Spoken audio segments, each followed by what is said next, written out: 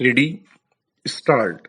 महोदय, मैं मंत्री जी को यहाँ पर हार्दिक धन्यवाद देता हूँ कि उन्होंने आज के राजनीतिक अंधकार में देश के सामने एक प्रकाश और आशा उपस्थित की है।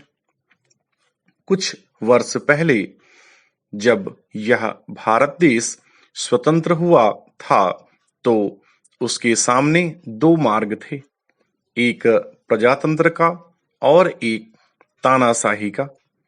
देश की जनता ने इस देश की भावनाओं का आदर करते हुए इस देश में प्रजातंत्र को अपनाया और उसी दिन से तानाशाही का विरोध किया।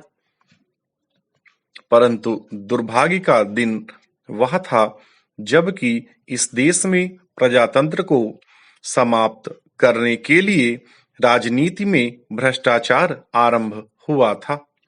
इस देश में प्रत्येक क्षेत्र में भ्रष्टाचार है, जहां जाओ वहां भ्रष्टाचार। परंतु यह भ्रष्टाचार जिस दिन राजनीति में आया वह दिन देश का दुर्भाग्यपूर्ण दिन था।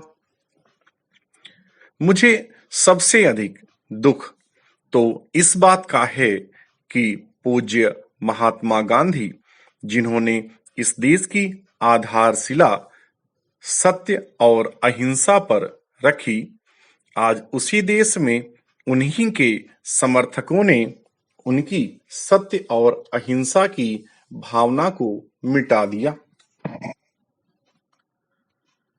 सबसे पहली बात यह है कि इस समय दल बदल को समाप्त किया जाए। यह क्यों होता है? जहां तक मैं समझ सका हूं, इसका कारण या तो रुपयों का लोभ या मंत्री पद का लोभ है। मंत्री पद का लोभ बहुत बड़ा होता है।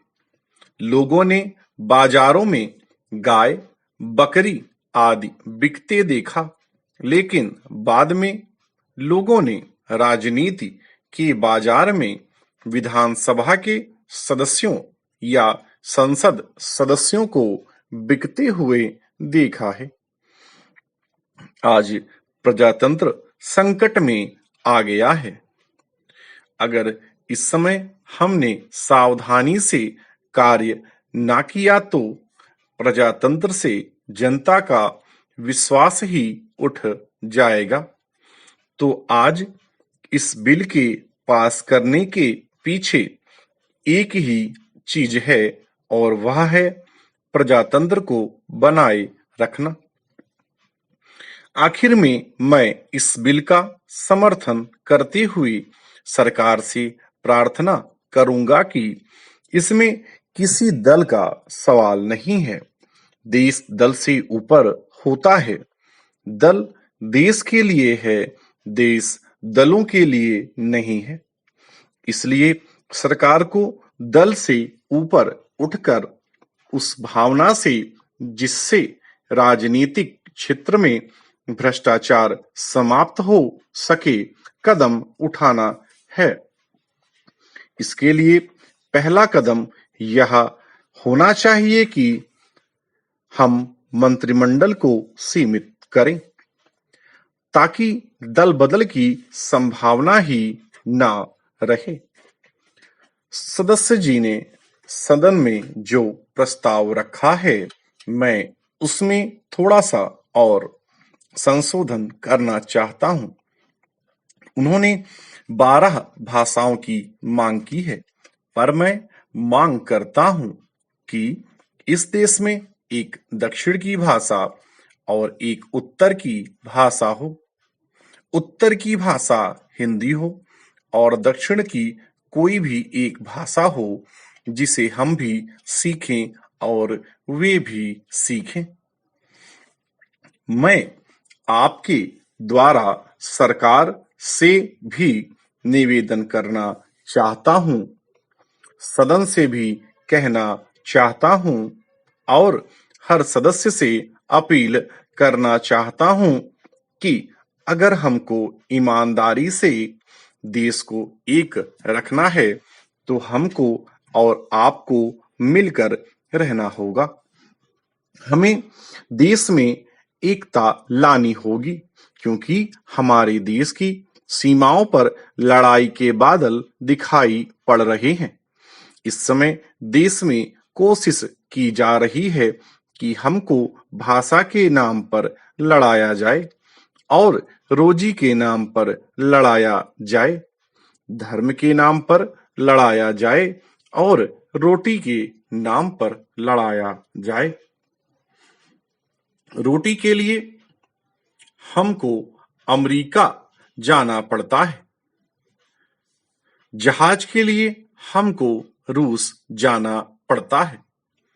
मैं चाहता हूं कि हमारी सब परेशानियां दूर हों और हम छोटी छोटी बातों को खत्म करें।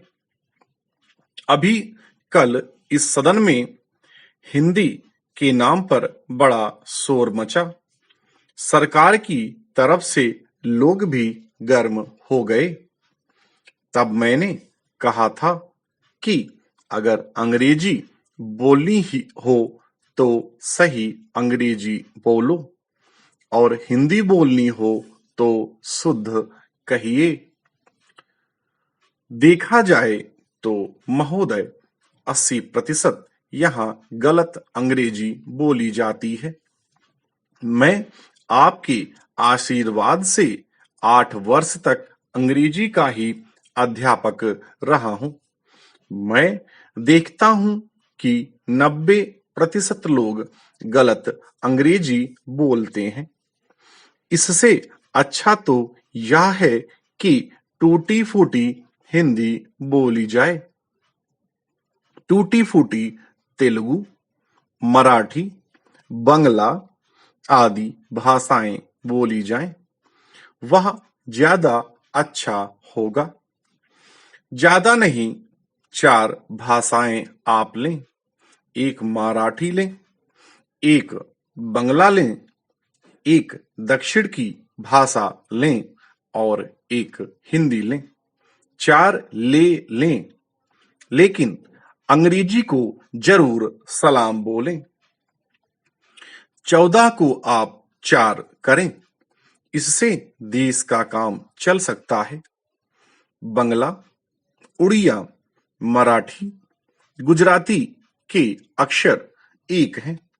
राष्ट्रपति जी ने एक अच्छा सुझाव दिया था कि इस देश में एक शब्दकोश बनाओ जिसमें सभी भाषाओं के अच्छे शब्द देवनागरी में लिखे हों। अंग्रेजी की लिपि रोमन है और देवनागरी हमारी भाषाओं की लिपि है। स्टॉप।